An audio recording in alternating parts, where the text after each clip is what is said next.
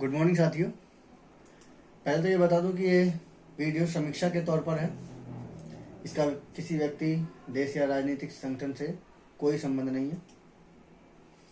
पड़ोस में अशांति के बाद आज की जो टॉपिक है समीक्षा का वो है पड़ोस में अशांति के बाद चिकन नेक की सुरक्षा दोगुनी हो गई। जी हाँ, ये जो चिकन नेक, भारत का ये चिकन नेक, ये इस वक्त पड़ोस में अशांति यानी बांग्लादेश में अशांति की वजह से ये इसकी सुरक्षा बढ़ा दी गई है। बांग्लादेश और नेपाल में राजनीतिक अस्थिरता, दिल्ली से लाल किले के पास हुए विस्फोट के बाद चिकन नेक यानी सिलीगुड़ी कॉरिडोर की सुरक्षा को लेकर सरकार चिंतित है। ये जो लाल किले में विस्फोट हुआ है, ये समझ लीजिए मेन जगह पे विस्फोट हुआ है। ये संकेत देता है कि भारत की सुरक्षा को लेकर खतरा है और इसका संबंध सीधा कश्मीर से लगाया गया। इसका मतलब ये हो गया कि हमारे देश में राजनीतिक अस्थिरता फैलाने का ये बहुत बड़ा प्रयास है। तो ऐसी समय में क्योंकि बांग्लादेश में और नेपाल में बहुत ही ज्यादा अस्त व्यस्त राजनीतिक स्थिति बनी हुई है, तो सिर्फ ये हमारा जो एरिया है चिकन नेक, जो 22 किलोमीटर के आसपास का एरिया है, ये बहुत ही ज्यादा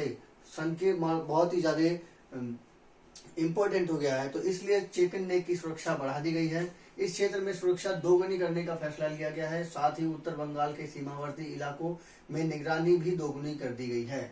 उत्तरी बंगाल इस एरिया में आपकी निगरानी भी दोगुनी कर दी गई है। गृह मंत्री अमित शाह जी ने सिलीगुड़ी कॉरिडोर समेत अंतर्राष्ट्रीय सीमाओं की सुरक्षा बढ़ाने का निर्देश दिया था। इसके बाद ही सभी जांच एजेंसियों को सक्रियता बढ़ा दी गई है। शनिवार को बंगाल में दार्जिलिंग जिले के अधीन सिलीगुड़ी में केंद्रीय खुफिया ब्यूरो सेंट्रल आईबी के कार्यालय में high level state subsidiary multi agency centre की बैठक हुई है। इसी बैठक में यह निर्णय लिया गया। सिलीगुड़ी के पुलिस कमिश्नर इस मुद्दे पर खुलकर बोलने से बचते नजर आए हैं। पुलिस कमिश्नर सी सुधाकर ने कहा है कि यह एक रूटीन बैठक थी, मीडिया में कहने की कोई बात नहीं है। सुरक्षा संबंधित बैठकों की सार्वजनिक करने की कोई जरूरत नहीं है। उत्तर पूर्व सीमांत रेलवे के कटिहार डिवीजन के divisional safety commissioner Sandeep Kumar PS बैठक में मौजूद थे। या कटिहार वाले जो डिविजनल रेलवे के थे वो भी मौजूद थे। उन्होंने कहा है कि एक महत्वपूर्ण बैठक हुई है। उत्तर बंगाल की सभी सुरक्षा एजेंसियां इसमें उपस्थित थी। मुख्य रूप से हर एजेंसी ने अपनी सुरक्षा व निगरानी में जुड़े कुछ सुझाव रखे। बता दें कि उत्तर बंगाल में चिकन नेक के आसपास कई अंतर्राष्ट्रीय सीमाएं हैं। खासकर बांग्लादेश और नेपाल की राजनीतिक अस्थिरता बनी हुई है।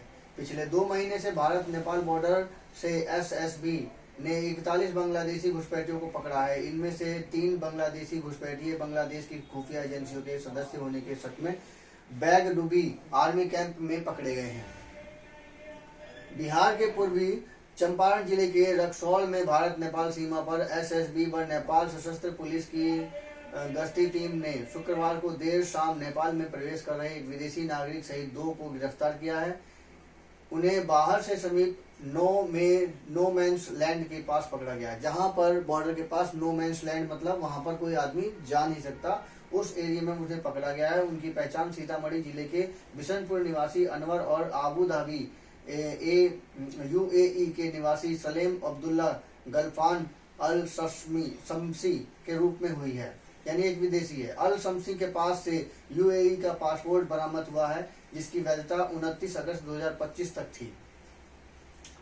29 अगस्त तक थी, यानी कि वो लगभग खत्म होने वाला था। एसएसबी कमांडेंट लगभग खत्म हो गया था।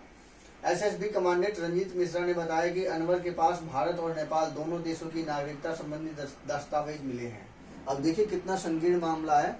ये एसएसबी कमांडेंट रंजीत मिश्रा जी बता रहे हैं कि नेपाल और भारत दोनों की दस्तावेज भी उसके पास मिले हैं और खुद की जो नागरिकता है वो यूएई की है। तो ये गंभीर मामला है, इसलिए चिकन नेक की सुरक्षा को बहुत ही ज्यादा अहमियत दी गई है।